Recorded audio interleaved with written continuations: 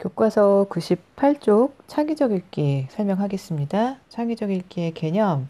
창의적 읽기란 글의 내용과 독자의 생각을, 글의 내용과 독자의 생각을 종합하여 새로운 의미를 만들어내며 읽는 것이다. 이렇게 돼 있어요.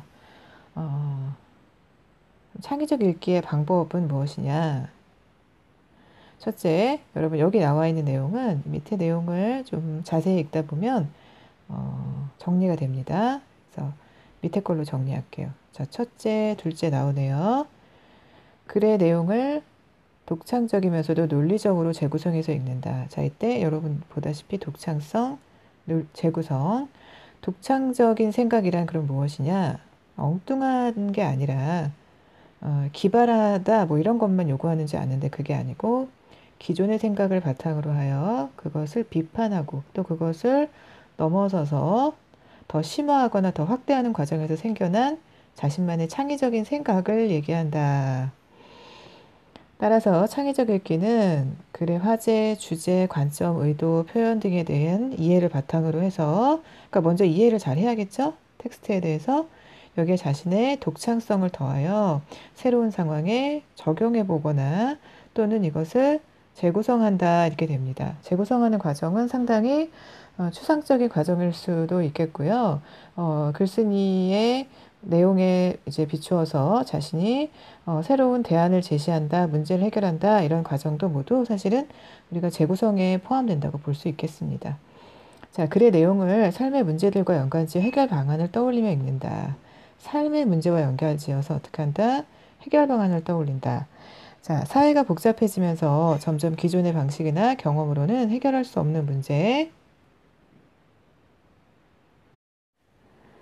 자, 앞에 이어서 읽겠습니다. 사회가 복잡해지면서 기존의 방식으로는 해결할 수 없는 문제가 많아지고 있다.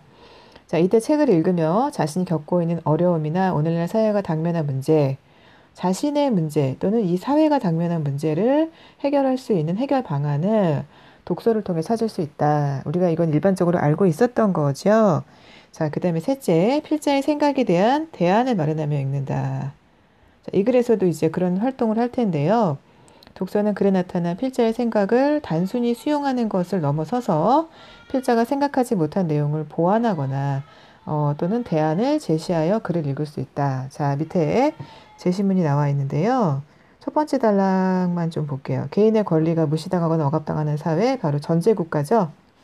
전제국가에서 왕이나 독재자는 절대 권력의 권리를 모두 독점한 채, 자, 여기 권력을 이제 독점한다고 했어요. 자, 여기 봅시다. 근데 마찬가지로, 자, 국가에서는 왕이 이제 권력을 독점해. 그렇다면 한 가정에서는 만약에 아버지가 있어. 그러면은 이 아버지가 가부장적이야. 자, 이렇게 대칭 상황을 놓을 수 있겠죠. 비유이기도 하지만 여기를 갖다가 이렇게 괄호를 쳐놨어도 여기가 우리가 유추적인 사고로 빈칸을 채울 수가 있단 말이에요. 그래서 이것도 이제 유추에 의한 설명이다 또는 유추적 사고에 의해서 이 빈칸을 채울 수 있다 이렇게 말할 수 있겠죠. 이렇게 지금 비슷한 전개를 보여주고 있잖아요. 자, 그래서 그 아버지는 자기도 모르게 독재자 노릇을 할 수 있다 했어요. 그러면서 헤겔이 그랬다 그러네요. 가정은 이제 사랑이 기본이고 사회는 협력이 기본이고 국가는 법이 이제 기본이다. 뭐 이런 걸 읽었대요. 어떤 애가. 자, 이 내용에 너무 심취할 필요 없고요. 이 글을 읽은 독자는 자신이나 사회가 겪고 있는 문제를 떠올려 문제를 적용해 볼 수 있다. 아까 말했잖아. 해결의 실마리를 찾을 수 있다. 예컨대 이제 어떤 관계, 친구와의 관계, 부모님과의 관계가 별로 이제 요즘 점점 좋지 않아. 그래서 다른 사람과의 관계에서 내가 혹시 배려가 부족해서 뭐 독불장군처럼 행동한 건 아닌가라는 그런 생각에도 미칠 수 있겠죠. 예. 특히 저 1단락에서 그러네요. 그러면서 이런 깨달음이 있었대. 나의 권리만큼 다른 사람의 권리도 존중해야지. 뭐 오늘 간식으로 뭘 먹을까를 하나 정할 때도 이렇게 상호 타협과 이해와 존중이 필요한 것처럼 뭐 늘 내가 내 주장만 하지 않았나? 뭐 이렇게 하면서 문제 해결의 실마리를 이 독서를 통해서 제공받았고요. 나아가 필자 견해에 대해 자, 필자의 견해. 자, 위에 이제 생각. 국가의 윤리로서 법이 실현되기 위해서는 사랑뿐 아니라 정의도 필요하다. 무슨 얘기냐면 이제 국가의 근간은 가정이니까 아까 국가는 이제 법이 지켜져야 돼요. 가정에는 사랑이 있어야 된다 그랬잖아요. 그래서 국가의 윤리로서 법이 실현되기 위해서는 결국은 사랑도 필요하다. 뭐 이런 얘기 하는 건데 여기서 이제 정의도 필요하다. 아니 이쪽에다 쓸까요? 뭐 정의도 필요하다. 이렇게 볼 수 있겠죠. 네, 가정에서처럼 뭐 사랑이 근본이긴 하지만 정의가 있어야 되고 그래야 법이 지켜진다면서 좀 더 이제 단계를 세분화해서 갔다 뭐 이런 거예요. 대안을 제시했다. 독자가 자신의 생각도 덧보탤 수 있다. 근데 이런 생각도 역시 필자의 견해가 있어야 견해를 바탕으로 그걸 초석으로 해서 그 위에 나의 탑도 쌓을 수 있는 거죠. 그렇죠? 예, 이게 없었다면 나의 대안이나 보완책조차 생각해낼 수 없었을 테니까 독서를 통해서 이런저런 식의 창의적 어떤 발상이나 대안을 제시하는 것은 상당히 중요합니다. 100쪽에 왔고요, 여러분. 본문을 좀 보도록 하겠습니다. 공유자원의 비극에서 첫 번째 단락, 두 번째 단락, 세 번째 단락, 네 번째 단락 표시를 해주시고요. 볼까요? 그럼 공유자원 제목이 있으니까 이거에 대한 이제 뜻을 좀 봅시다. 공유자원이란 배제성이 없어 누구나 사용할 수 있고 경합성이 있는 재화를 말한다. 자, 경합성이란 한 사람이 지나치게 많이 차지하면 다른 사람이 제한을 받는다. 뭐 이런 거네요. 배제성이 없어. 배제성이 없어. 왜? 누구는 사용하고 누구 사용할 수 없는 그런 독점적 권한이 애초에 있지 않기 때문에 누구나 접근 가능하다. 공유자원은 여러 사람이 공동으로 소유하고 소비하는 자원이다. 공유재산 또는 공용재산이라고도 얘기한다. 공유재산, 공용재산, 뭐 공유자원 똑같은 말인가 봐요. 예를 들어 공기. 자, 공기는 우리 모두 공동으로 소유한다. 산, 들, 바다, 야생동물, 꽃, 식수를 담당하는 한강도 공유자원이다. 석류굴 같은 관광자원도 역시 공유자원이다. 예시를 통해서 확실하게 개념을 심어줬고요.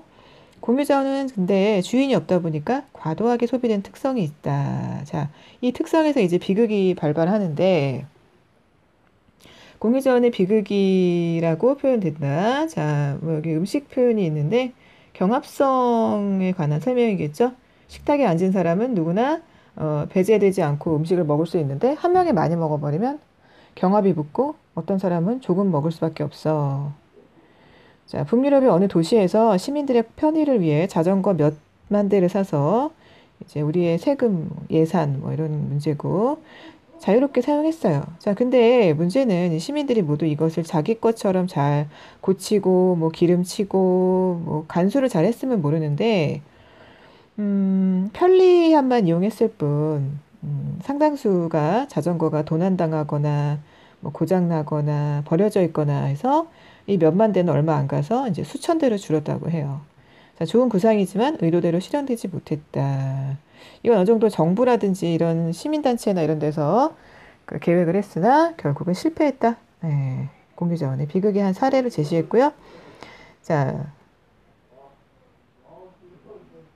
101쪽으로 왔고요. 네 번째 단락에서 이어가겠습니다. 수산자원, 야생동물, 지하자원은 모두 공유자원이다.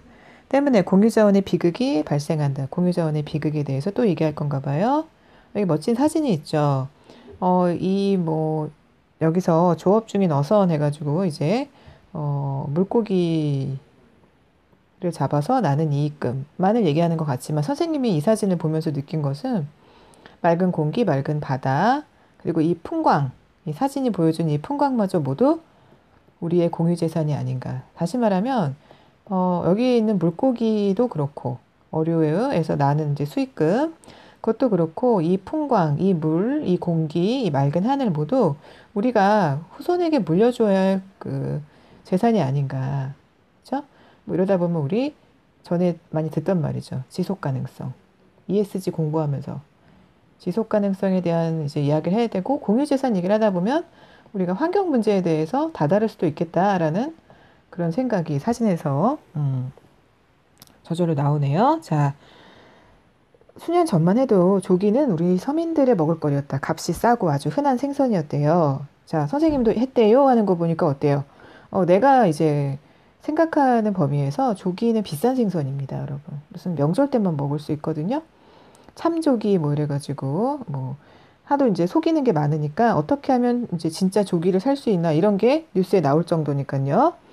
요즘은 달라졌다. 조기는 우리나라 서해에서 부화해서 나라가 이렇게 있으면 이제 서쪽에서 부화해서 이제 동중국해를 거쳐 대만 인근까지 갔다 다시 서해로 돌아와 알을 낳는다 이러는데 문제는 이제 산란기예요. 산란기에는 이제 원래는 이제 금어해야 되는데 물고기 잡지 말아야 되는데 어부들은 이제 그러지 않았겠죠. 기다리면 다른 어부들이 먼저 조기를 잡는다. 욕심 그리고 이기심. 조기가 다니는 길목을 아예 지켰대요. 예. 자, 잠시만. 이쪽으로 왔습니다. 그래서 모조리 그 길목을 지키고 있다가 조기를 잡았어요. 자, 뭐 우리나라 어부만 그런 게 아니고 중국, 대만 어부까지 경쟁적으로 조기를 잡았다. 조기가 알을 낳기도 전에 잡아버린 탓에 어떻게 됐을까요? 씨가 말랐고 당연히 조기값이 급등했다. 이것도 공유자원의 비극 사례죠. 예, 아까 자전거에 이어서 두 번째입니다. 조기는 주인이 따로 없기 때문에 바로 공유재산이란 얘기죠. 공유자원. 누구나 잡기만 하면 자기 것이 되다 보니 누구나 너도 나도 무슨 이용권이 있는 것도 아니고 뭐 조기를 뭐 100마리 잡으면 뭐 세금을 낸다든가 그런 것도 아니고 예, 그래서 너도 나도 조기를 더 많이 잡으려고 조기 역시 배제성이 없잖아. 그치? 배제성이 없지. 그래서 어부들도 조기가 알을 낳기 전에 잡으면 안 된다는 사실을 알고 있었다. 하지만 자기가 멈춘다고 해서 문제가 해결되지 않기 때문에 너도 나도 경쟁적으로 뛰어든 거죠. 조기에서 잡는 손을 멈추지 않게 되었고 이에 정부는 조기에 대한 금어기를 설정했다. 번식과 보호를 위해서 일정한 기간 동안에 이제 보통 산란기에 조기를 잡지 못하게 하는 거죠. 자, 근데 이제 우리나라만 하면 된다는 게 아니라 중국이랑 대만에도 국제적인 어떤 협약이 필요하지 않을까? 이런 생각이 드네요. 그러니 이게 쉬운 일이 아닙니다, 여러분. 바다 위에 떠 있는 그 어선들을 잡으러 당기면서 뭐 중국 벤지, 대만 벤지 구별해 가면서 한다는 게 쉽지 않겠죠. 시장에 맡겨서는 자, 다섯 번째 단락인가요? 자, 시장에 맡겨서 공유자원의 비극을 자, 바로 위에 제시한 것처럼 조기처럼 공유자원의 비극을 피하기 어렵다. 따라서 정부나 시민들의 개입이 필요하다. 개입. 공유자원의 문제는 정부의 개입으로 좋은 결과를 이끌어낼 수 있다. 공유자원의 비극을 피하기 위해 정부가 개입해. 이게 지금 뭐 정부가 이게 완전히 정착되진 않았지만 그래도 금어기를 설정한 거는 어쨌든 강제적으로나마 공유자원을 좀 지켜나갈 수 있게끔 만든 조치이죠. 그런데 이 정부 개입이 도리어 더 그 상황을 안 좋게 만드는 경우도 있어요. 자, 볼까요?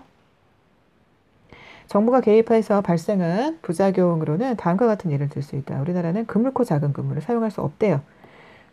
왜냐면 치어까지 다 잡아버리니까 이제 그러면 안 되는 거야. 하지만 어부들은 몰래 작은 그물을 사용했다. 이 어부들은 내일은 없나 봐요. 내일, 내년, 뭐 10년 후 내 자식은 어부를 안 시킬 건가? 자, 뭐 그런 얘기 잠깐 하고 싶고요. 경비정이 쫓아오면 이제 그물을 끊고 이거 그물 어디로 갔어? 바다에 가라앉겠죠. 자, 그러면 그 여러분 가끔 사진에서 볼 거예요. 살아있는 물고기나 이런 애들이 이제 그 그물에 걸려서 아둥거리며 죽어간다거나 또는 이제 이것이 그 자체로 바다에서 이제 완전히 분해되는 성분이 아니기 때문에 분해된 성분이 아니기 때문에 이제 쓰레기로 이제 넘쳐나겠죠. 바닷속에 쓰레기가 그렇게 많다고 하잖아요. 자, 이런 그 공유자원의 비극과 정부 개입해서 오히려 더 그 문제가 커진 경우까지 이제 제시가 됐는데, 자, 이번에 좀 긍정적인 얘기를 들어볼까요? 시민들이 자발적으로 개입해 문제를 해결한 오스트레일리아 바닷가재 공동체의 사례를 살펴보자 그랬어요. 자, 이 오스트레일리아 어느 지역의 어부들은 바닷가재 숫자가 계속 줄어드는 거를 굉장히 일찍이 깨달은 것 같아요. 그래서 공유자원의 비극을 이미 겪고 있었고, 문제를 해결하기 위해서 어부들은 자, 공동체를 결성했어요. 자, 뭐다? 방법은 솔로몬의 지혜, 어망의 숫자를 제한하기로 한 것입니다. 이에 다른 사람이 어망을 더 설치하는 것을 서로 감시하게 되면서 불법적인 어망 설치를 하는 어민이 사라졌다는 거예요. 서로 경쟁적으로 하다 보면 바닷가재만 죽어나겠죠. 그래서 총 어망의 숫자를 제한하면서 대신에 어망 설치권을 이제 판매를 하기 시작한 거예요. 결국 바닷가재 숫자를 늘리는데 성공했다. 하지만 시간이 흐르면서 어민들은 꼭 자기가 어망을 설치할 필요가 없다는 것을 깨달았다. 이제 노동력 문제까지. 어망 설치권은 내가 가지고 있는데 다른 노동력을 사서 설치하게 한다든지 다시 또 바닷가재를 채집하게 한다든지 하는 거죠. 어망의 총 숫자만 제한했을 뿐 설치하고 잡을 수 있는 사람을 제한하지 않았다. 그래서 주민들은 자, 103쪽입니다. 어망의 숫자는 계속 제한을 둔 상태에서 어망을 설치할 수 있는 권리를 팔기 시작했다. 새로 바닷가재를 잡으려는 사람들은 기존 어부들에게 돈을 주고 이 권리를 사야 했다. 자, 뭐, 장씨네는 뭐, 어망 3개 설치 권리, 뭐, 김씨네는 어망 10개 설치 권리, 뭐, 그래서, 오씨네는 어망 5개 설치. 근데 이제 뭐, 김씨네가 이제 아들이 나가면서 어망을 5개밖에 설치를 못해? 그럼 5개 누가 사면 되는 거예요. 새로 이제 이 여기 바닷가재를 잡고 싶으면 이 어망 설치권을 살 수 있을 때까지 남는 어망이 있을 때까지 기다렸다 들어와야겠죠. 그죠? 자, 이렇게 하고 서로 용역도 주고 하다 보니까 어부들은 일은 적게 하면서도 예전에는 내가 설치해, 내가 채집해, 막 또 경쟁적으로 어망을 많이 설치해, 그러면 바닷가재 많이 잡아 좋긴 한데 너무 힘들고 또 바닷가재 씨가 마르고 이렇게 악순환이겠죠. 근데 이렇게 어망 설치권까지 팔면서 소득이 점점 높아졌다.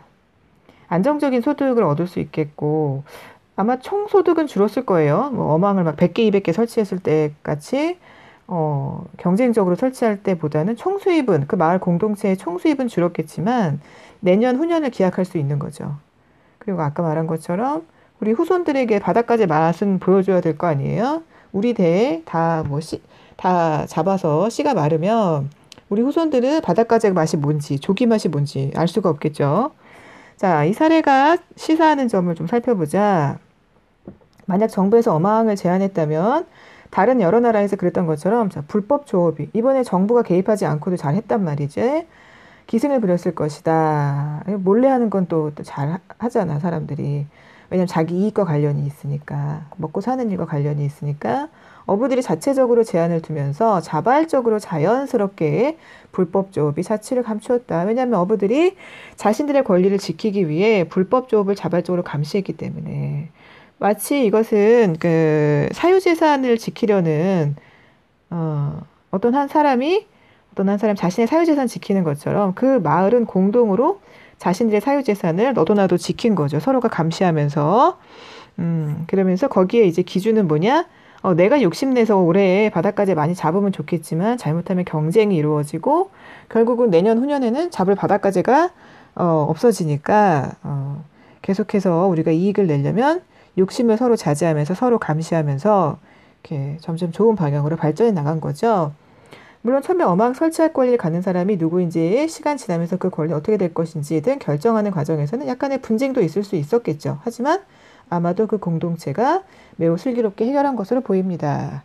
이처럼 공유자원의 비극이 발생하는 근본적인 이유는 소유권과 관련이 있대요. 그 해결 방법도 소유권과 관련하여 찾을 수 있다.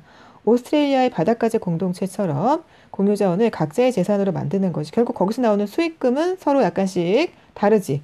오씨네, 장씨네, 뭐 김씨네 이런 식으로 서로 다를 수 있고 기여한 바도 다르고 그래서 공유자원의 비극을 해결하는 기본 원리이다. 사람들이 자기 손에 어떤 소유에 따른 이익금이 돌아온다면 다 같이 힘합쳐서 노력하거든요. 예. 나만 이익을 조금 누리고 남이 더 많이 이익을 누릴까 봐 두려워서 너도 나도 경쟁을 했던 게 이제 그 서해 조기의 예였고요. 그렇죠? 그렇다면 10번째 단락입니다. 소유권을 해결할 수 없는 환경 문제. 드디어 도달했네요. 환경 문제. 뭐 공기, 물, 뭐 이런 거죠. 하늘이 공기인가요, 여러분? 네. 오존은 이제 없어야 돼요. 그죠? 그래서 뭐 탄소 문제, 전부 관련이 있습니다. 우리가 마시는 여기 그림이 참 예쁘죠. 동화책 그림 같습니다. 104쪽, 103쪽 둘 다 이렇게 초록색 나무 숲에서, 빽빽한 숲에서 동물들이 자유롭게 이제 놀고 있습니다. 예, 이게 전부 다 우리의 공유 재산이고 우리가 잘 지켜서 후손들에게 전해줘야 할 것들입니다. 자, 공기도 공유자원이라고 할 수 있는데 공기 천천히 좀 가볼까요? 공기가 오염됐다. 공기를 깨끗하게 하는 방법 중 하나는 전 세계의 전 지구적 관심사 바로 지구의 허파라고 불리는 아마존의 열대림을 보호하는 겁니다, 여러분. 나무가 얼마나 많은지 전 세계의 그 공기에 좀 공기청정기라고 할 수 있어요. 자, 하지만 아마존 원주민들은 열대림을 보존하여 얻을 수 있는 것은 무엇일까? 자, 거기 살아가는 사람들이 있죠. 자, 그들의 입장에서는 열대림을 태워서 밭을 일구고 작물을 키워. 이게 이제 왜 문제가 되냐면 이게 예전에는 이제 소규모였겠죠. 그런데 점점 어떻게 했어? 경작지가 늘어났겠죠. 경작지가 늘어나면 뭐가 줄어드는 거야? 열대림의 면적이 줄어들어. 그러면은 이제 맑은 공기가 줄어들고 이제 더 이상 허파 역할을 못 하게 되는 거겠죠. 근데 이제 경작지를 늘리려고 이제 태우다가 어떤 일이 벌어져요? 최근에도 산불이 어마어마하게 났었죠, 여러분. 나라 몇 개 크기 정도는 순식간에 산불이 불어닥칩니다. 근데 여러분 이쪽이 이제 소방 기구들이 쉽게 접근할 수 있는 곳이 또 못 돼요. 그러니까 우리 뭐 어느 동네에 불 났다 그러면 얼른 달려가서 불 꺼주면 되는데 이게 그러지 못하기 때문에 몇 달씩 타는 채로 그냥 둬야 됩니다. 굉장히 무서운 일이죠. 자, 그러면 어떻게 하면은 이거를 이제 공기를 맑게 계속 유지하지? 그럼 태우지 말라 그래야 돼? 그러면 경작지가 없어지잖아. 그러면은 밭이 없어지지. 여기서 그러면 작물이 없어. 그럼 뭘 먹고 살지? 뭘 내다 팔지 시장에? 그나마 근근히 먹고 살 거 아니에요. 뭐 얼마나 부자로 살겠어요, 이 원주민들이. 자, 그런데 그들에게 지구 환경을 위해서 자, 그 동네를 떠나라. 아예 떠나라. 아니면은 거기를 경작지로 쓰지 말아라. 자, 이렇게 요구할 수 있을까요? 예. 경제적 이득을 포기하라고 하는 것은 당장 먹고 살기 어렵게 만드는 거니까 이제 가혹한 일입니다. 자, 그래서 이제 이 필자의 이제 어떤 그 문제 해결 제시를 했어. 실제 이제 이렇게 아직 아마 하지 않을 거예요. 이렇게 하면 어떨까 한 거예요. 원주민들에게 동기를 부여하자. 자, 동기를 부여하자. 뭐 사유재산과 같은 것을 느낄 수 있게끔 충족시켜주는 거죠. 예를 들면 열대림 관광상품 개발. 그래서 거기에 이제 그 원시림을 보러 오는 사람이 많겠죠.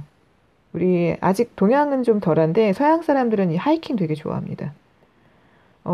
굉장히 긴 어떤 숲이나 그 산을 간편한 차림으로 이렇게 가가지고 하루 종일 그 산을 또는 그 구름을 걷다 오는 거예요. 자연을 만끽하는 거죠. 자, 그래서 원주민들에게 혜택이 돌아가게 한다면 원주민들도 열대림 보호하지 않을까? 자, 소유권으로 해결할 수 없는 경우는 소유권과 유사한 동기를 부여해서, 즉, 관광상품을, 뭐, 가이드, 안내자를 하면서, 거기 이제 관광객들이 이제 이 원시림에 입장할 때 입장료를 낸다. 그 입장료가 이제 원주민들의 이익금이 되는 거죠. 공유자원의 비극에 대해 해결 방안을 모색할 수 있다. 이렇게 했어요.